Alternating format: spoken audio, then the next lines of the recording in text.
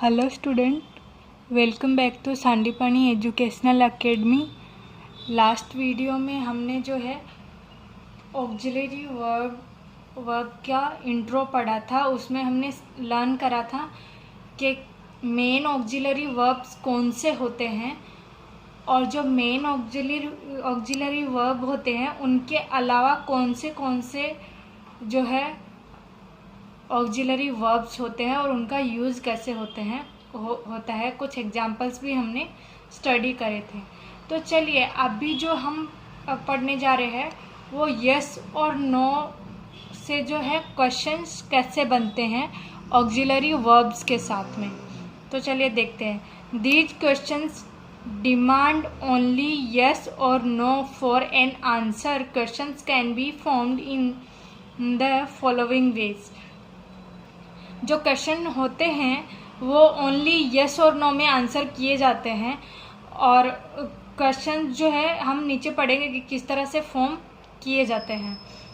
To form yes and no questions, put the auxiliary verb in front of the subject followed by the main verb and the rest of the sentence.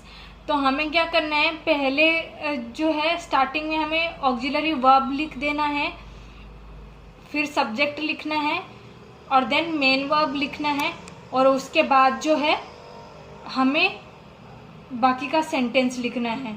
इसी तरह से हमें जो है इसका format भी दिया है यहाँ पे कि हमें यस और नो वाले क्वेश्चंस किस तरह से क्रिएट करने हैं। यहाँ पे एग्जांपल दिया, Meena is working today. Meena काम कर रही है। तो हम इसमें कैसे करेंगे, पहले ऑक्सिलरी वर्ब इज पहले लिखेंगे, देन सब्जेक्ट, तो Meena is subject. Main verb क्या है, वर्किंग है, तो हम वर्किंग लिखेंगे। Then rest of the sentence के अंदर क्या आ गया, टुडे। तो इसी तरह से हमें क्वेश्चंस में ये करके दिया गया है, इज मीना वर्किंग टुडे। ठीक है, तो ये जो है हमारा क्वेश्चंस क्रिएट हो गया। दे वर वॉचिंग टीवी, वो टीवी देख रहे हैं। तो इसके अंदर वर जो है वो ऑक्सिलरी वर्ब है। देन उसके बाद क्या आएगा, सब्जेक्ट। तो सब्जेक्ट कौन है यहाँ पे, दे। देन मेन वर्ब क्या है, watching. Then rest of the sentence के अंदर टीवी आ गया, लाइक ऑब्जेक्ट हमारा टीवी है। तो इसी तरह से were they watching TV. If there are two auxiliary verbs, put the first auxiliary before the subject. अगर किसी जगह पे दो ऑक्सिलरी वर्ब्स हैं तो पहले जो है फर्स्ट जो है ऑक्सिलरी वर्ब जो है वो सब्जेक्ट के पहले आ जाएगा। फर्स्ट ऑक्सिलरी वर्ब लिखेंगे, देन सब्जेक्ट लिखेंगे, देन सेकंड ऑक्सिलरी लिखेंगे, देन मेन वर्ब, फिर रेस्ट ऑफ द सेंटेंस। पहले में हमने क्या करा था, पहले एक ही ऑक्सिलरी वर्ब जहाँ पे होती है वहाँ पे पहले हमें वही लिखना है और उसके बाद सब्जेक्ट और उसके बाद मेन वर्ब आएगा और फिर उसके बाद बचा हुआ सेंटेंस लिखेंगे। लेकिन जहाँ पे दो ऑक्सिलरी वर्ब्स हों वहाँ पे हमें क्या करना है, पहले पहला जो मेन ऑक्सिलरी वर्ब है ना उसको हमें लिख देना है, देन हमें सब्जेक्ट राइट डाउन करना है और उसके बाद जो है सेकेंड ऑक्सिलरी वर्ब को हमें लिखना है और उसके बाद हमारा जो है मेन वर्ब और बाकी का बचा हुआ सेंटेंस आएगा, जैसे कि यहाँ पे फॉर्मेट हमें दिया हुआ है। ठीक है, तो अब हम फॉर्मेट के अकॉर्डिंग क्वेश्चंस पढ़ेंगे। सारा will be meeting Joy next year. सारा जो है वो अगले साल मिलेगी जॉय से।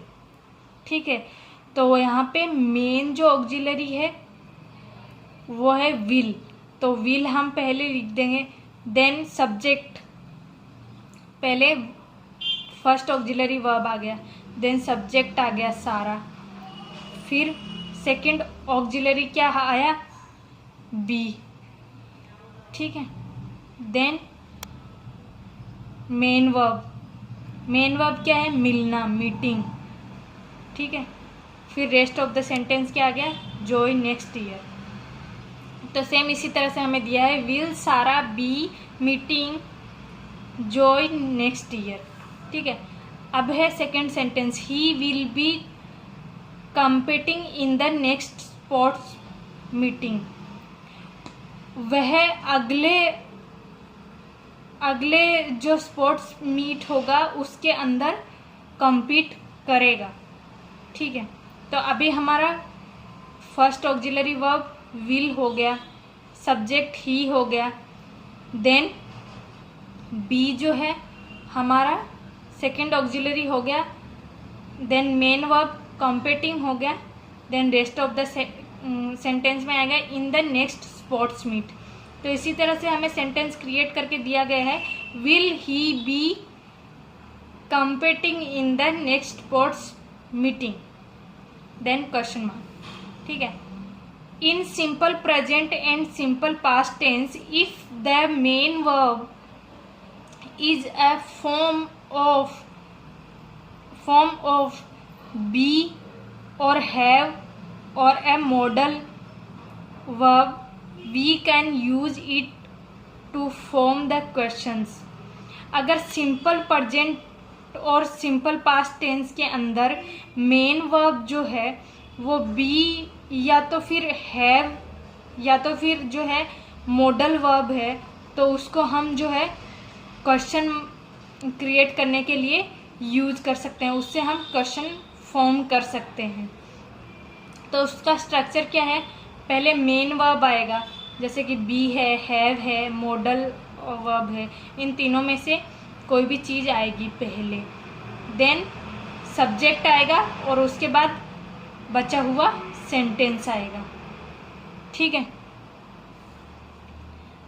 तो हम यहाँ पे कुछ एग्जाम्पल दिए हैं। सी इज़ अ टीचर, तो मेन वर्ब यहाँ पे क्या है, इज।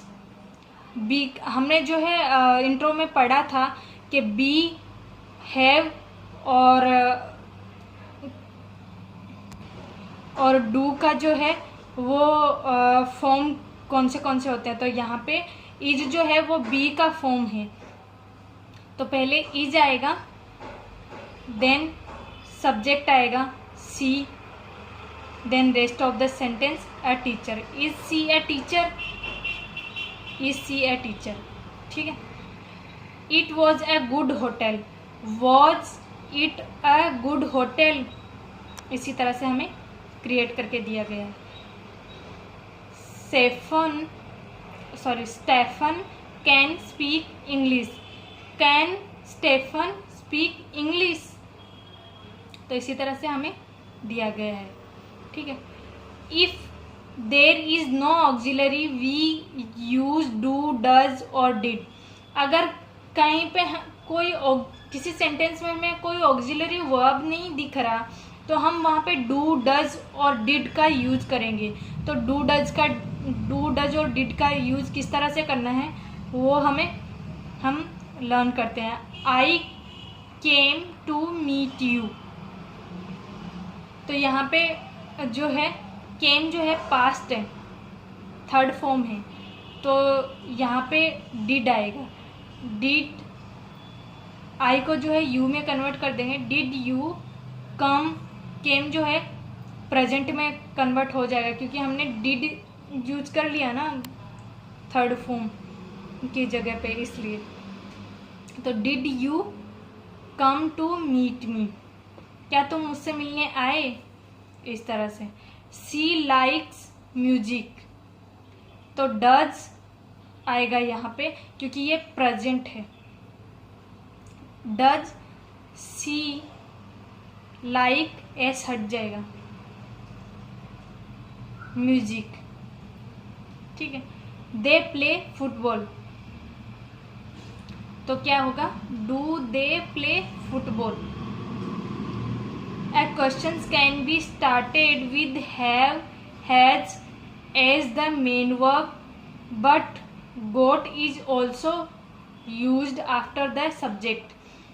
कुछ जो क्वेश्चंस हैं वो हैज हैव से भी जो है क्रिएट हो सकते हैं, उनमें जो मेन वर्ब होती हैं हैज हैव उनसे भी जो है क्रिएट हो सकते हैं, लेकिन उनके अंदर जो है हमें सब्जेक्ट के बाद जो है गोट जो वर्ड है वो ऐड करना पड़ेगा। तो यहाँ पे एग्जाम्पल दिया है, Ryan has a new watch. तो has Ryan got a new watch, then question mark. तो इस तरह से हमारा सेंटेंस क्रिएट हो गया हैज़ से। The above sentence can be transformed into A questions that begins with do does. अब सेम सेंटेंस है, यहाँ पे हम जो है डू डज का भी यूज कर सकते हैं। तो डू डज का यूज कैसे करा है, does Ryan have a new watch, got को हटा दिया लेकिन डज यूज करा है यहाँ पे, ठीक है। सेम ही सेंटेंस है, हैज को हैव में कन्वर्ट कर दिया, ठीक है। तो इस तरह से जो है डू डज का यूज करके भी जो है सेंटेंस बनाए जा सकते हैं। The verb had is generally not use to make a questions. Generally क्या होता है, जो हैड जो वर्ब होती है उसको जो है क्वेश्चंस बनाने के यूज में